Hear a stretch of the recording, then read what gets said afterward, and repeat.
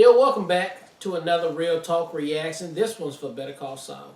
Season 4, episode number 3. Do not forget to tell your friends. Stop by. We got a good vibe going on over here. They should check it out. Thanks. Alright, a couple comments from the last episode, starting with Brandon, who says, the doctor Gus hires to evaluate Hector's condition is the same doctor that saves Gus and Mike after the cartel battle in Breaking Bad Season 4. Okay. Then we have Josiah, who says, always love...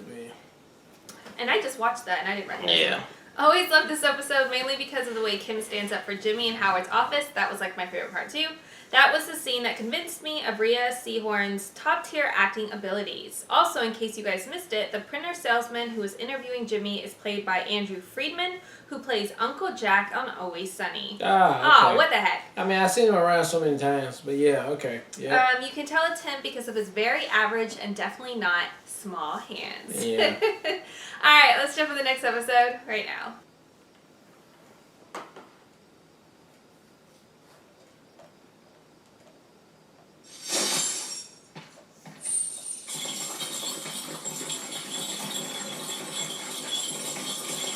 Cameras whatsoever.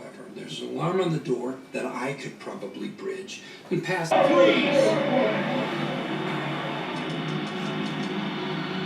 Okay, I'll give you another one. No, stay.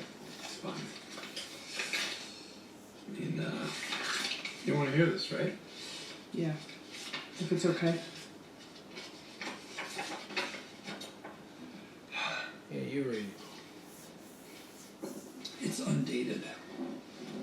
Okay, here goes. Dear Jimmy, I have left many things unsaid in our relationship through the years. Rather than allow these unspoken thoughts to die with me, I've chosen to record them here for you. I hope you will take my words in the spirit in which they are intended. New paragraph. I remember quite clearly the day you came home from the hospital. You can't imagine the joy on Mom's face. I can honestly say I never saw her happier than she was on that day. He brought a shine to her life that nothing else ever did, and I'm glad of that. New paragraph. We have not always seen eye to eye. I expect that will continue to be so in the future. However, nothing will ever change the fact that we are brothers, flesh and blood. And though we are very different people, I want you Just give me a minute. Damn. I ain't getting that, was it? Kim. Baby, you pregnant?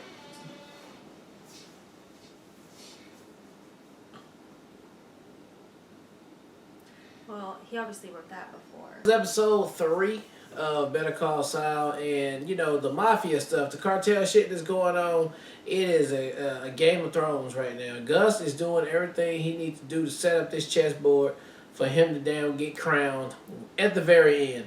And I think he's doing an excellent job of it. And so we know where this leads to, and so it's very interesting to see how the chips stack up so the dominoes can fall in Breaking Bad. But on the flip side of that, I don't know what's going on with Wexler right now. It's just, I'm not sure if she was overwhelmed with happiness when she seen all the banks, or was she overwhelmed with like stress and like anxiety of like, I don't know if I can do this. Then I don't know what she went to the courthouse for either. I don't know, but we shall see. But her breaking down with Jimmy, trying to read or reading his brother's last letter, that, I mean, I think those emotions might just be there from, you know, after she just got through talking to at the law firm over there. And maybe that type of emotion, and then what just happened today with the banks, with the other guy, it's just like, maybe it's just like everything is just being everything right now, you know? And Jimmy not being able to grieve or feel the way he needs to be feeling right now is probably got her like stunned a little bit. Like, okay, all right, you just signed the thing real quick and you ain't even...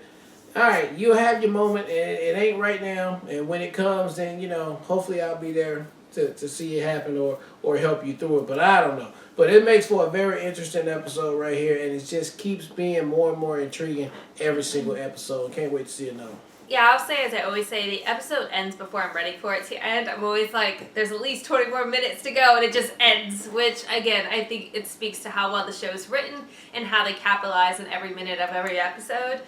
So starting with the stuff with Nacho, I mean, that's huge commitment to follow through with that. Like, he legit could have died. Like, he almost died. He was almost dead. So that was crazy to see the extent of trying to convince them that that they were hit, that they had nothing to do with it. Again, just speaks to the strategist that is Gus. I absolutely loved seeing Gus meet with Gale. I thought that was fantastic. You got to see Gale in his college setting, you know, studying in his like prime, listening to his like corny ass chemistry songs. And you could just see genuinely how much more Gus likes Gale than he ends up liking or ends up having to deal with Walter. Like, this was always his plan. His plan was always to work with Gale, and it's just crazy how it all turns out, and crazy how Gale doesn't even know what's coming either, because we know what's coming. It's so interesting to see it from this perspective. To me, it's almost like what I feel like our community gets with us. Like, you guys know what's coming ahead of us. And this is kind of a similar situation for us, because we know what's happening in Breaking Bad. So it's just a very cool experience, and I'm really enjoying seeing how the pieces come together that ultimately sets up Breaking Bad.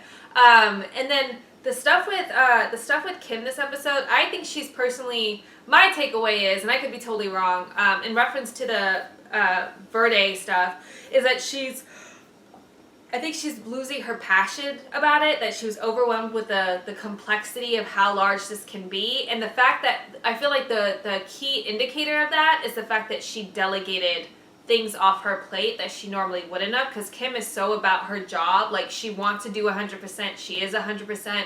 She would never delegate something because she wants to make sure she does it in the right, perfect way. And I feel like she was even nonchalant in the way that she reviewed Viola's work. Like, she did make a face as if there was something there she didn't really like, but she was almost like, it is what it is, though. It's good enough. And Kim is not a good enough person.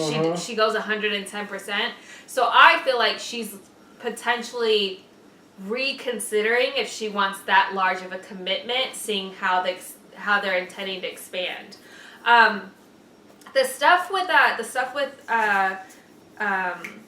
Jimmy reading Chuck's letter threw me off too.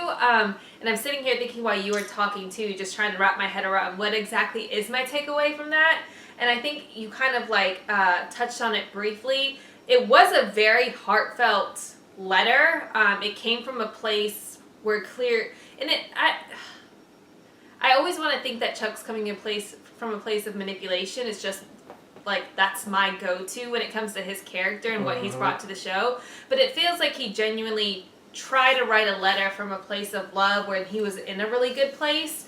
And it feels like the way that Jimmy just read through it, like, with no feeling and no compassion, eating while he was doing it, not taking a minute to, like, give the letter breath almost, I think did kind of cut into Kim. Like, your just displacement of, like, emotions, and this is the last letter your brother wrote you. Yeah.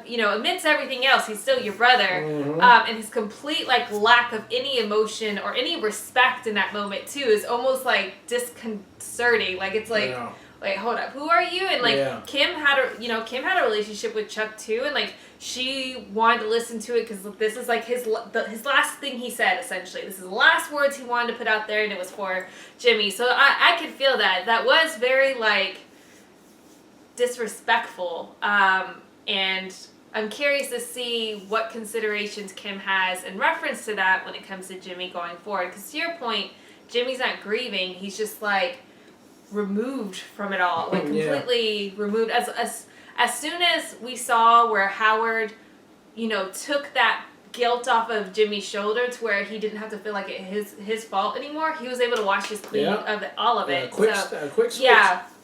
So once again, a really great episode, and can't wait to see where it goes from here. Yeah. Thank you guys again for watching another Real Talk reaction for Better Call Saul Season 4, Episode number 3. And until next time.